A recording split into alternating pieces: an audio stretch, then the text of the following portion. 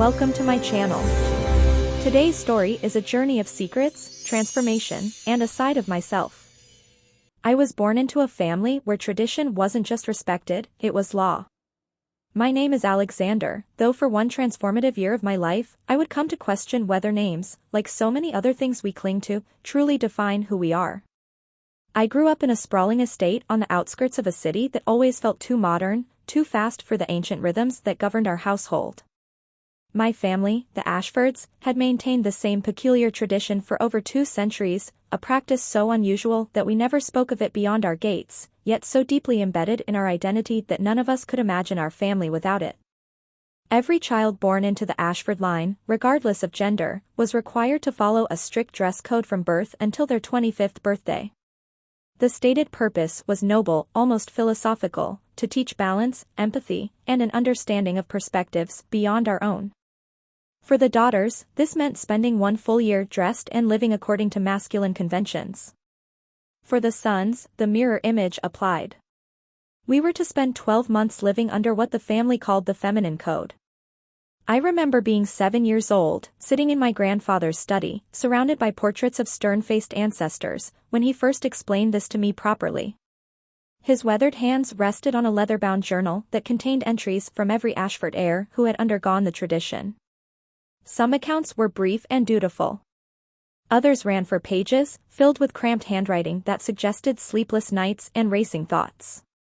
My grandfather looked at me with eyes that had seen more than I could comprehend and said something I would never forget. "Alexander, this family believes that true strength comes not from rigidity but from understanding. A man who has never walked in another's shoes cannot claim to know the ground they cross. When your time comes, you will resist. They all do. But if you open yourself to the experience rather than close yourself against it, you will discover parts of yourself that society would otherwise keep locked away forever." I didn't understand then. How could I? I was a child who played with wooden swords and climbed trees and measured my worth in scraped knees and small acts of bravery. The idea that I would one day wear dresses, style my hair in feminine ways, and present myself to the world as something other than what I believed myself to be seemed impossibly distant, almost fictional. But the years have a way of accelerating when you're not paying attention, and suddenly I was 23, standing in my bedroom 2 months before my 24th birthday, staring at a formal letter sealed with my family's crest. The time had come. My year would begin immediately following my birthday celebration, and it would conclude only when I turned 25. 12 full months. 365 days. Every single one of them to be lived according to rules I had spent my entire life avoiding thinking about too deeply. The rebellion started before I even opened the letter fully. My first instinct was refusal, absolute and non-negotiable. This was the 21st century. We didn't need archaic traditions to teach us empathy. I could volunteer, travel, read, engage with different communities. There were 1,000 modern ways to broaden one's perspective without subjecting myself to what felt like an elaborate, year-long humiliation. I went to my father, expecting support, or at least understanding. He listened quietly as I laid out my arguments, each one carefully constructed, logically sound, morally defensible. When I finished, he simply asked me one question: "Are you afraid of what you'll discover, or afraid of what others will think?" I told him I wasn't afraid of anything. I was simply being rational. He nodded slowly, that infuriating knowing nod that parents develop, and said, "Your grandmother said almost exactly the same thing. So did your aunt. So did I." That stopped me. My father, who had always embodied a certain traditional masculinity, quiet and strong and unshakable, had gone through this. I had never asked him about it directly, had never wanted to imagine it. Now, standing in his presence, I realized how little I actually knew about his inner life, about the journey he had taken to become the man before me. Over the following weeks, I tried every avenue of escape I could imagine. I researched legal precedents, though our family's tradition existed in a private sphere where law rarely reached. I considered simply leaving, cutting ties, starting fresh somewhere else. But the weight of 200 years, of countless ancestors who had walked this path, of a family legacy built on this very principle of transformative empathy, pressed down on me. More than that, something my grandfather had said kept echoing in my mind: you will resist. They all do. I hated being predictable. I hated the idea that my rebellion was itself part of the script, that even my refusal had been anticipated and accounted for. Perhaps that stubborn pride is what ultimately led me to accept, or perhaps it was genuine curiosity beginning to outweigh my fear. Either way, 3 weeks before my 24th birthday, I told my family I would honor the tradition. The relief on my mother's face was complicated, mixed with something that looked like sympathy and remembered pain. My sister, who had completed her own year just 2 years prior, squeezed my hand and whispered, "It's not what you think. It's harder and easier and stranger and more illuminating than anything you can imagine." The preparation phase was clinical and overwhelming. I met with family advisors who specialized in guiding heirs through the transition. They were professional, matter-of-fact, treating the entire process like an extended educational program rather than anything shameful or sensational. I was measured for clothing, taught about different styles and how to select appropriate outfits for various occasions. I learned about skincare, about makeup application, about hair styling. Each lesson felt surreal, like I was training for a role in a play I had never auditioned for. But what struck me most was how much genuine skill was involved in things I had always taken for granted or dismissed as trivial. The precision required for even basic makeup application, the understanding of color theory and facial structure, the way different fabrics draped and moved and had to be managed throughout the day, none of it was simple. I found myself developing a reluctant respect for the expertise involved, even as I resented having to acquire it myself. My advisor, a distant cousin named Margaret who had helped guide 3 previous generations through their transitions, sensed my resistance. One afternoon, as I struggled with eyeliner for the 20th time, she set down her brush and looked at me directly. "Alexander, I want you to understand something. This is not about making you into someone you're not. It's not about erasing your identity or forcing you into a mold that doesn't fit. What this tradition asks is that you expand your conception of who you already are. Masculinity and femininity are not opposite ends of a spectrum with a chasm between them. They're more like different languages for expressing the same human complexity. Right now, you're being asked to become bilingual. That's all. You'll still be yourself. You'll just have access to more ways of being yourself." I wanted to argue, but something in her words landed differently than all the previous explanations. The metaphor of language resonated. I had studied French in school, and I remembered how learning it hadn't diminished my English, but rather given me new frameworks for thinking, new ways of constructing meaning that didn't exist in my native tongue. Could this be similar? Could living as feminine for a year give me access to modes of existence I couldn't currently perceive? My 24th birthday arrived with all the ceremony and celebration typical of our family, but underneath the festivities, I felt a strange electricity, a sense of standing on a threshold. At midnight, the formal year would begin. I had requested, and been granted, a few days of privacy at the beginning, time to adjust away from public eyes. The family owned a cottage on the coast, isolated and peaceful, and I would spend the first week there, transitioning from one mode of presentation to another. The morning after my birthday, I woke up in that cottage alone. On the chair beside my bed, carefully laid out, was my first complete outfit. A simple dress, modest and well-made, in a deep blue that reminded me of the ocean visible through the window. Undergarments that felt foreign and complicated. Shoes with a slight heel, not dramatic but enough to change my posture. And beside all of this, a handwritten note from Margaret: "Begin with gentleness. Today, you are simply learning to be comfortable in your own skin, even when that skin is dressed differently than you're used to. There's no performance required. Just existence. Just being." I stared at those clothes for a long time. This was the moment. I could still refuse, even now. I could pack my things, leave, accept whatever consequences came with breaking the tradition. But I thought about my grandfather's journal, about all those ancestors who had faced this same moment. I thought about my father's question: was I afraid of what I'd discover, or afraid of what others would think? And I realized that if I ran now, I would never know. I would spend the rest of my life wondering about the path not taken, about the parts of myself I had been too frightened to explore. So I got dressed. It took much longer than I expected, and I made several mistakes that I had to correct. The dress felt strange, simultaneously more freeing and more restrictive than my usual clothes. The weight of fabric moved differently. The slight heel changed how I balanced. When I finally looked at myself in the mirror, I barely recognized the person looking back.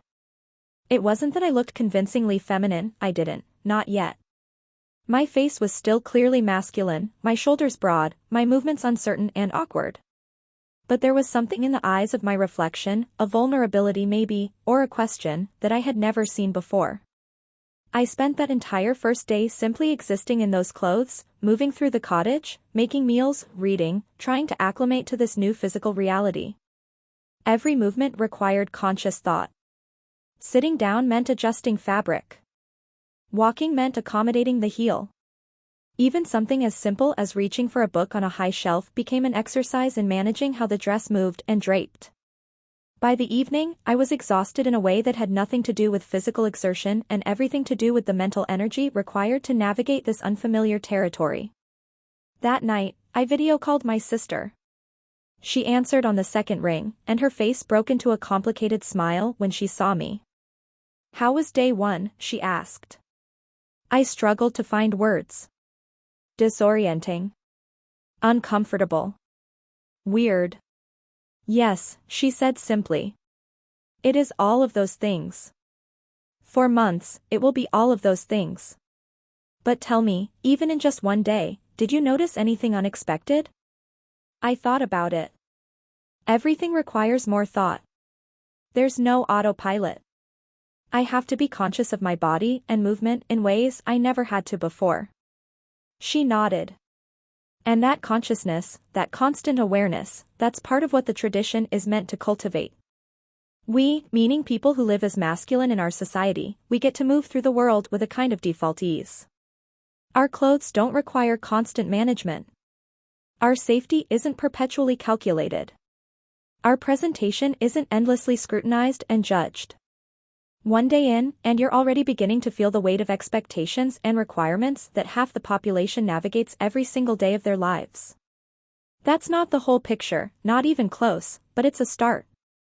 We talked for another hour, and by the end, I felt slightly less alone. The second week brought new challenges. Margaret arrived to continue my training, and we worked on voice modulation, on gesture, on the thousands of tiny social cues that differ based on perceived gender. She was endlessly patient, never mocking, always explaining the reasoning behind each lesson. This isn't about caricature, she would remind me whenever I started to feel like I was playing dress-up. This is about authenticity within a different set of social conventions. You're learning to be genuinely yourself while navigating expectations typically applied to women. That requires finding your own truth within the framework, not just mimicking external behaviors. By the third week, I ventured out in public for the first time. Just to the small village near the cottage, to buy groceries, to sit in a cafe. I was terrified. Every person I passed felt like a judge, every glance a potential exposure of my inadequacy. But something strange happened, most people barely noticed me at all. I was just another person buying bread, ordering coffee, existing in public space. The few interactions I did have were cordial and unremarkable. No one pointed. No one laughed. The catastrophe I had built up in my mind simply didn't materialize. What did happen, though, was more subtle and more profound. I noticed how differently people positioned themselves around me in lines, how much more physical space men seemed to claim, how conversations shifted in tone and content based on perceived gender. In the cafe, when I asked a question of the barista, he explained the menu to me with elaborate patience, using simpler language than I suspected he would have with a masculine-presenting customer. Later, walking back to the cottage, a man passed me on the narrow sidewalk, and I automatically moved aside to let him through, pressing myself against the wall in a way I would never have done before. He didn't acknowledge the courtesy, simply strode past as if the space had always been his. These tiny moments accumulated, building a picture of a reality I had intellectually known about but never experienced.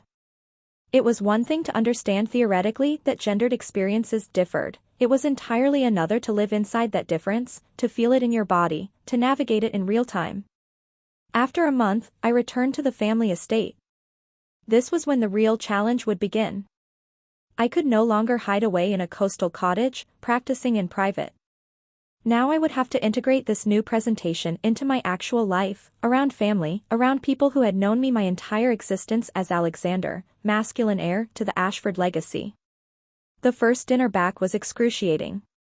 I dressed carefully, choosing an outfit Margaret had helped me select that felt both appropriate and as close to comfortable as anything could feel. When I entered the dining room, conversation stopped. My younger cousins stared. My aunt looked away, though whether from discomfort or respect for my privacy, I couldn't tell. My father stood and pulled out my chair, a gesture he had always made but which now felt laden with different meaning. My mother's eyes were bright with unshed tears, though she smiled at me warmly. We ate in near silence for the first several minutes, the clinking of silverware against china unnaturally loud. Finally, my grandmother, matriarch of the family and someone I had always found slightly intimidating, set down her fork and looked at me directly. "You're doing well, Alexander," she said, her voice carrying that particular authority that came from decades of managing family and tradition. "I know this feels impossible right now. I know you question the purpose and the cost. When I went through my year, living as masculine, I hated almost every moment of the first 6 months. I felt like I was betraying something essential about myself.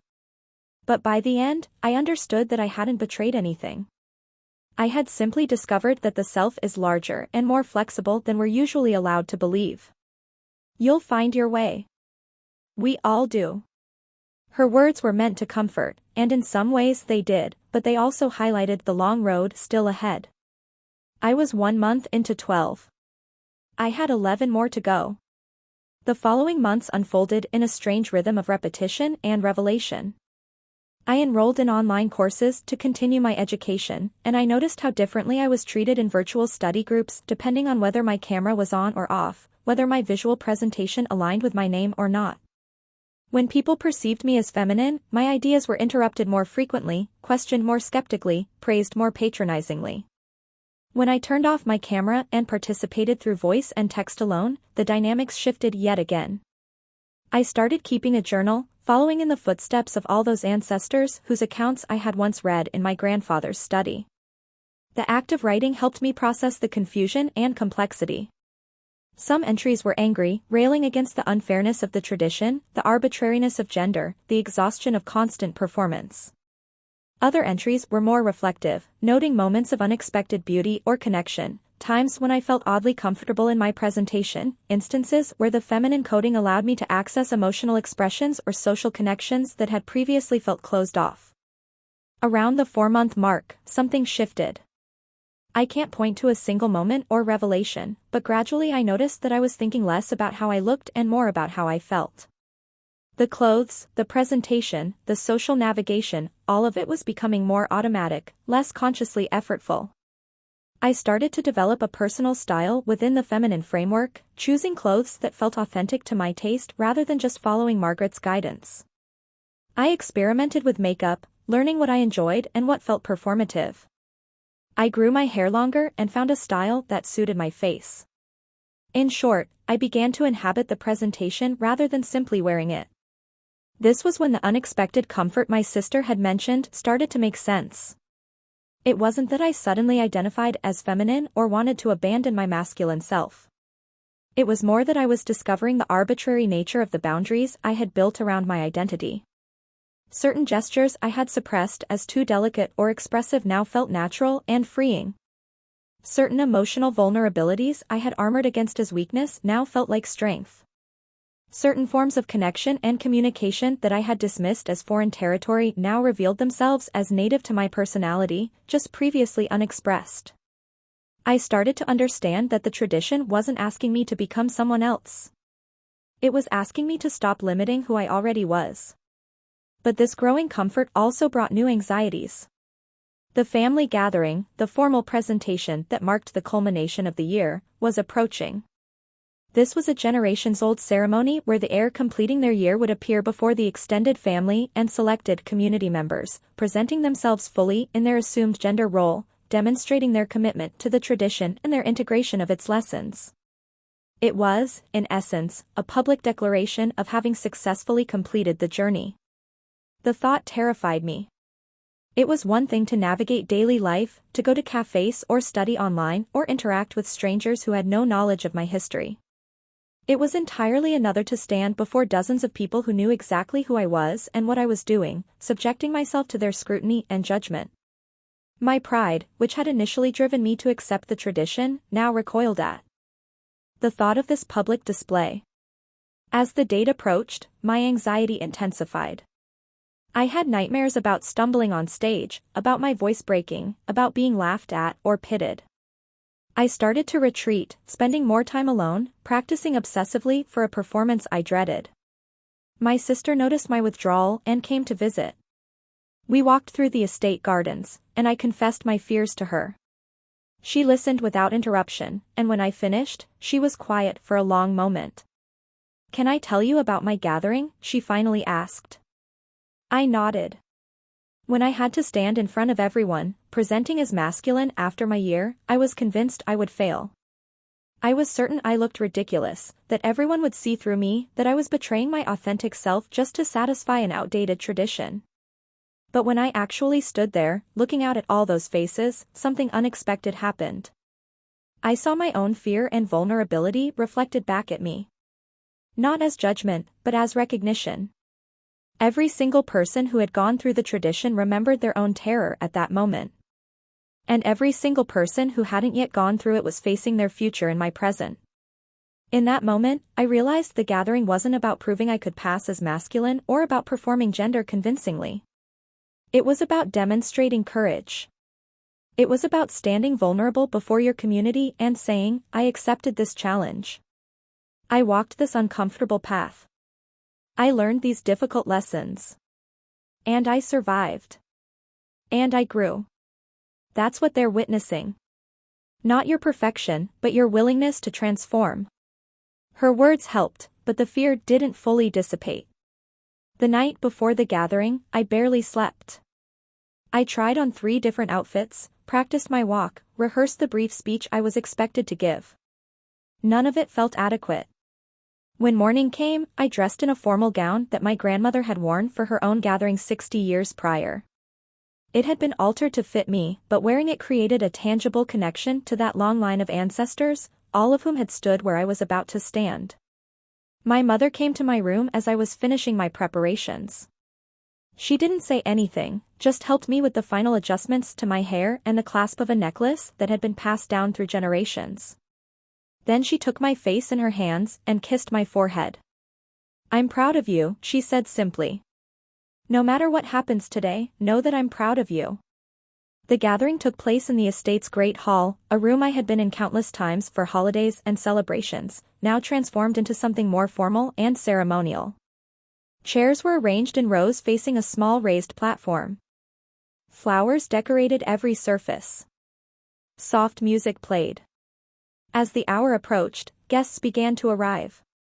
Extended family, close family friends, a few community leaders who had long-standing connections to the Ashfords. I watched from a side room, my heart pounding, as the hall filled. Then it was time. My father came to escort me, offering his arm with the same gentle formality he had always shown. We walked together through a side door and up onto the platform. The room fell silent. I could feel every eye on me, could sense the weight of their attention and expectation. For a moment, I stood frozen, overwhelmed by the exposure, by the vulnerability of being so completely seen. Then I looked out at the faces before me, and I saw what my sister had described. My grandmother, remembering her own gathering decades ago. My sister, who had stood here just 2 years before. My cousins who would one day take their own turns on this platform. And my grandfather, now quite elderly, who caught my eye and gave me the smallest nod of encouragement. I took a breath and began to speak. My voice was steady, clearer than I had feared. I talked about the journey of the past year, about my initial resistance and gradual acceptance. I talked about the lessons I had learned, not just about gender and society, but about the nature of identity itself, about the courage required to step outside of comfort and expectation, about the surprising discovery that we are all larger and more complex than the categories we inhabit. I talked about empathy, about how living even briefly in a different social position had opened my eyes to experiences and struggles I had never fully appreciated. I acknowledged that 1 year could never make me fully understand what it meant to navigate the world as a woman, but it had given me enough of a glimpse to develop genuine respect and solidarity. And I talked about unexpected gifts, about forms of emotional expression and connection I had discovered within myself, about the freedom that came from releasing rigid definitions of who I was supposed to be. When I finished, the room remained silent for a heartbeat, and then applause began, warm and genuine. People stood. My mother was crying openly now. My father's hand rested proudly on my shoulder. And I felt something release inside me, some tight knot of fear and resistance that had been clenched since the moment I received that letter almost a year ago. The rest of the evening passed in a blur of conversation and congratulation. Person after person approached me, sharing their own experiences with the tradition, offering words of recognition and respect. But the interaction that stayed with me most was with a young cousin, barely 15, who would face their own year in the not-too-distant future. They pulled me aside, away from the crowd, and asked quietly, "Does it get easier?" "The fear, I mean. I'm supposed to start my year in 3 years, and I'm already terrified." I thought about how to answer honestly. "The fear doesn't disappear," I finally said. "But it changes. It transforms from a fear of the unknown into a fear of growth, and that's a very different thing. Growth is uncomfortable and awkward and sometimes painful, but it's also the only way forward. The tradition isn't easy, and I won't pretend it is. But it's valuable in ways I couldn't have understood before experiencing it. When your time comes, you'll find your own path through it, your own meaning in it. And you'll discover parts of yourself you didn't know existed. That's worth the fear."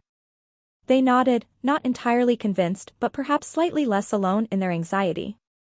As the gathering finally wound down and guests began to depart, I found myself alone on the platform where I had stood hours earlier. The hall was quiet now, chairs empty, flowers already beginning to wilt. I sat down on the edge of the platform, exhausted but strangely peaceful.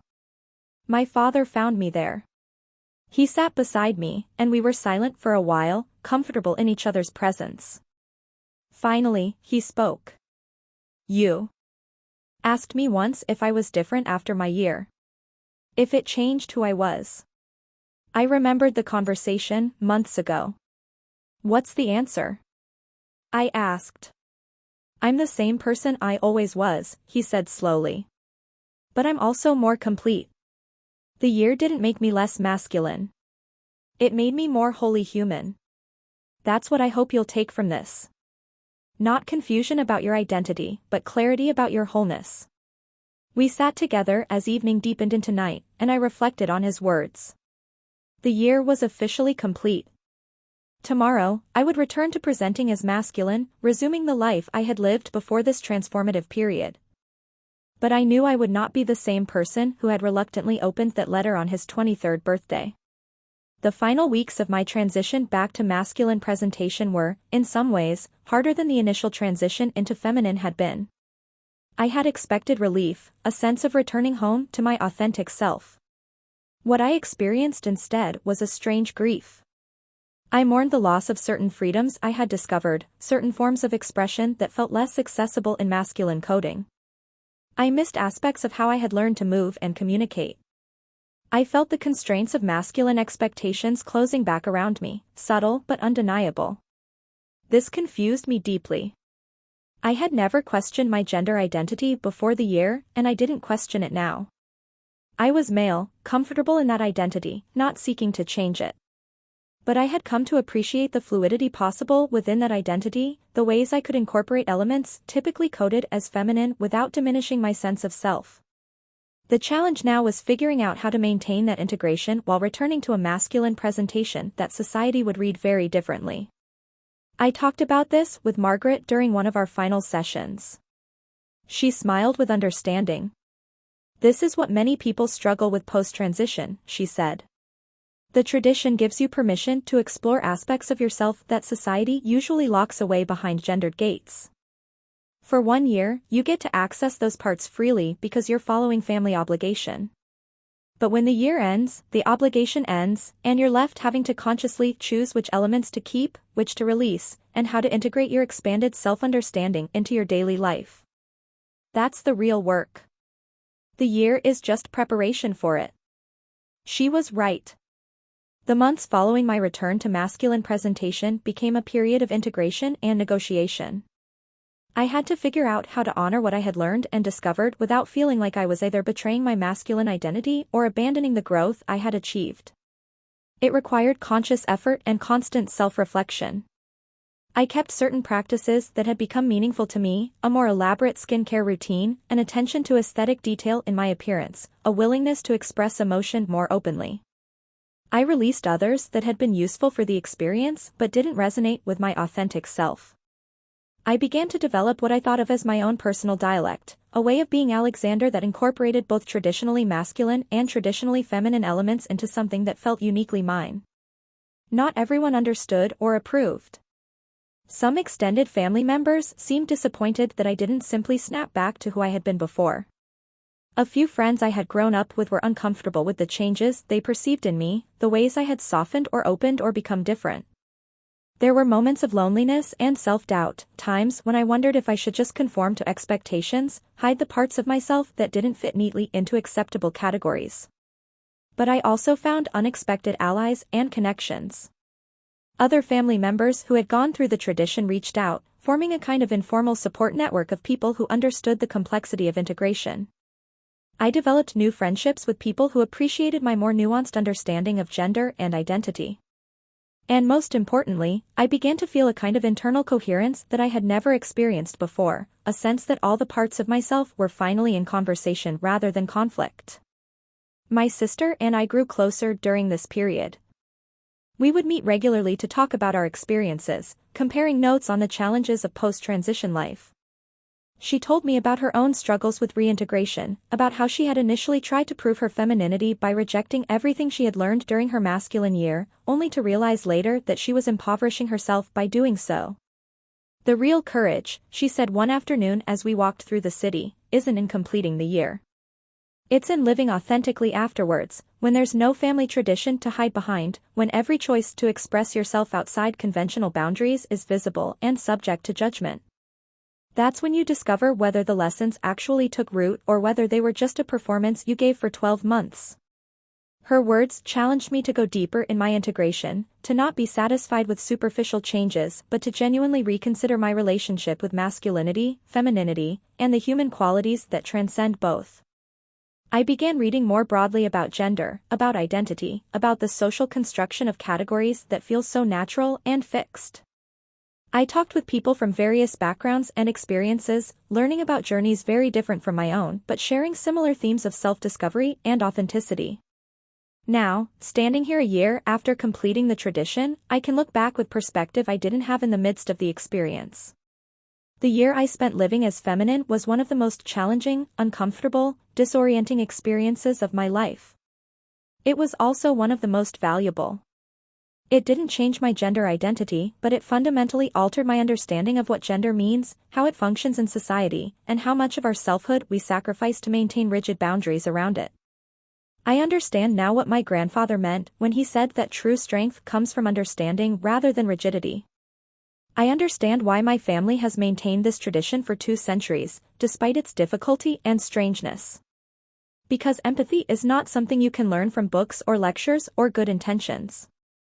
Real empathy requires lived experience, requires putting your own comfort at risk, requires genuine vulnerability and openness to transformation. The tradition forces that experience, creates a container where growth becomes unavoidable. I think about that young cousin who approached me at the gathering, already afraid of their future.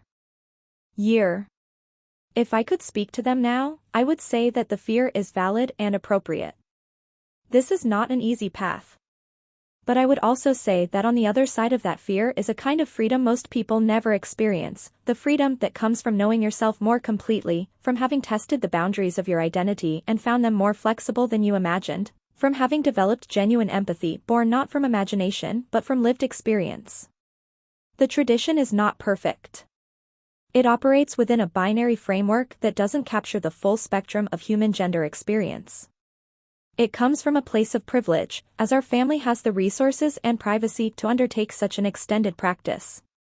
And it can never fully replicate the lived experience of someone who navigates these social positions permanently, with all the accumulated history and context that entails.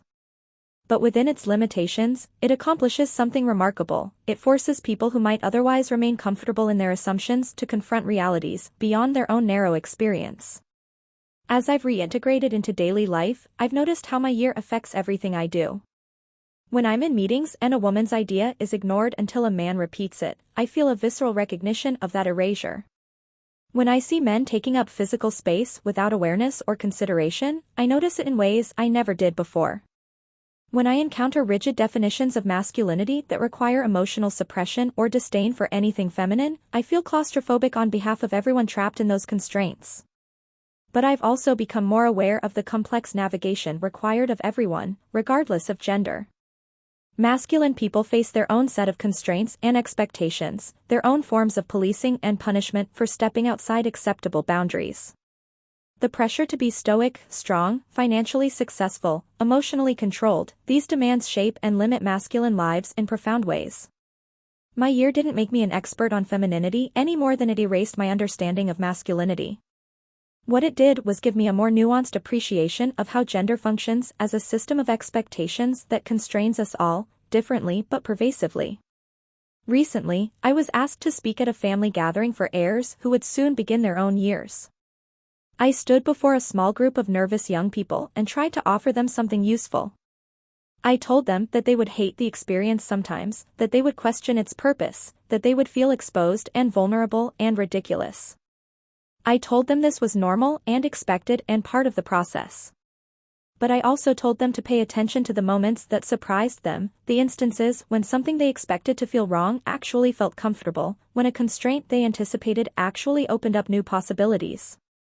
I told them to keep journals, to document not just what they did but how they felt, what they learned, what confused them. And I told them that the year would not give them answers so much as better questions, deeper ways of thinking about themselves and others. One young person raised their hand and asked the question I had once asked myself: what if I discover something about myself that I don't want to know? What if the year changes me in ways I can't undo? I understood the fear in that question, the terror of irrevocable transformation. Change is not the same as damage, I said carefully. You will change. That's unavoidable and intentional. But change is not loss of self, it's expansion of self. You won't become someone else. You'll become a more complete version of who you already are. And yes, you won't be able to undo that. You won't be able to unknow what you learn or unfeel what you experience. But would you really want to? Would you really prefer to remain smaller and more limited than you could be, just to avoid the discomfort of growth? The room was quiet, everyone processing their own version of that question. I recognized myself in their faces, saw the same mixture of fear and curiosity and reluctant courage that I had felt. And I felt grateful, unexpectedly and profoundly grateful, that I had not run from this tradition when I had the chance, that I had walked through the fear into something larger and more true. These days, I move through the world differently than I did before my year. It's subtle, nothing dramatic or obvious, but I carry myself with an awareness I didn't have before. I notice things I would have missed. I question things I would have accepted. I express things I would have suppressed. I am, in the truest sense, more myself than I have ever been, because I now understand that myself is not a fixed point but an expansive territory, large enough to contain multitudes. The tradition my family maintains is strange and demanding and countercultural. It requires sacrifice and discomfort. It asks more of its participants than most people would willingly give. But it also offers something increasingly rare in our modern world, a structured pathway to genuine transformation, a container for the kind of deep self-examination and growth that most people avoid their entire lives. I don't know if I'll maintain the tradition when I have children of my own. That decision feels distant and abstract right now. But I know that something like it will be necessary, some practice or framework that pushes the next generation beyond comfortable assumptions, that requires genuine empathy and self-confrontation. Because the alternative, a life lived entirely within the narrow confines of social expectation, never testing boundaries, never exploring the full range of human possibility, that seems like the real tragedy. As I close this reflection, I think about all the versions of myself that existed during that transformative year. The resistant young man who opened that letter with dread. The awkward beginner trying to walk in heels. The gradually adapting person who found unexpected comfort in unfamiliar territory. The confident individual who stood before family and community to declare their journey complete. And finally, the integrated person I am now, carrying all those experiences forward, letting them inform and enrich my ongoing life. None of those versions were false, and none were complete. They were all steps in a process of becoming that continues still and will continue for the rest of my life. The year was not an answer. It was an opening, an invitation into a more expansive way of being human that acknowledges complexity rather than demanding simplicity. If my story offers anything to those who hear it, I hope it's this, that the parts of yourself you fear might actually be gifts, that the boundaries you think define you might actually confine you, and that the courage to explore beyond comfortable limits, whether through a family tradition like mine or through your own chosen paths of growth, that courage is never wasted. We are all so much larger than we allow ourselves to be. Thank you for watching and spending this time with me. If this story helped you understand yourself or others a little better, feel free to explore more on the channel.